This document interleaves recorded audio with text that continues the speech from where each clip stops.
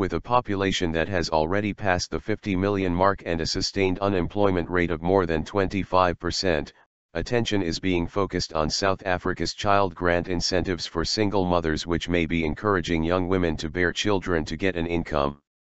Simpiwe Gwebu, 25, already has 2 children.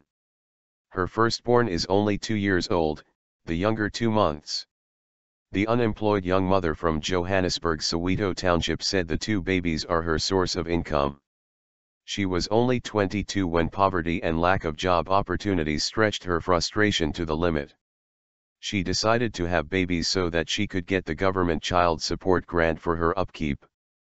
But after her first child, Gwebu said, she discovered that the grant, currently around $30 per child per month, is not enough. Doubles the amount. She then decided to double this amount by having her second baby. The more babies I get, the more money I get, and every year it goes up. There is no employment. You can't find a job, and getting a grant is much easier than going around and looking for money. You are sure of that money, that every month there is money that is in your account, said Gwebu. Another Soweto young mother, Jabulile Mnguni, also has 2 children at the age of 24.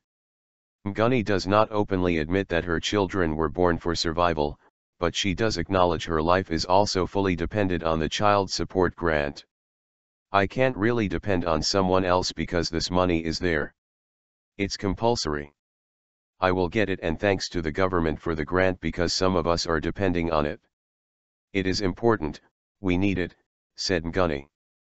These 2 are among many young women and teens who could be giving birth for wrong reasons and adding to the burden of South Africa's growing population, currently at 52 million. Government statistics show that just over 500,000 children were born in South Africa in 1991. After the child support grant was introduced in 1998, births doubled to more than 1 million children born every year, with 1.2 million born in 2011 alone. Population growth worrisome. This baby boom has some worried that the population is growing too fast for a country already struggling with unemployment, poverty, and inequality. The government coffers are already overstretched with providing free basic health care, the world's largest antiretroviral program to tackle the AIDS epidemic here, and subsidized housing and utilities to millions.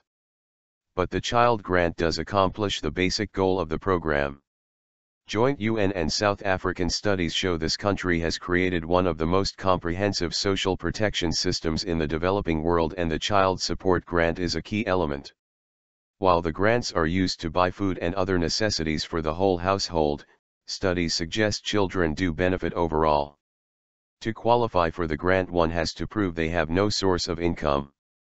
In 2008, just over 8 million children below 17 years were getting the support grant, but this number increased to 11 million in 2014. Government is oppressing us. But not everyone is a fan. Rochelle Pimentel is the founder of Love 167, a gender advocacy group. She warns the child support grant could be communicating an unintended message to some desperate women.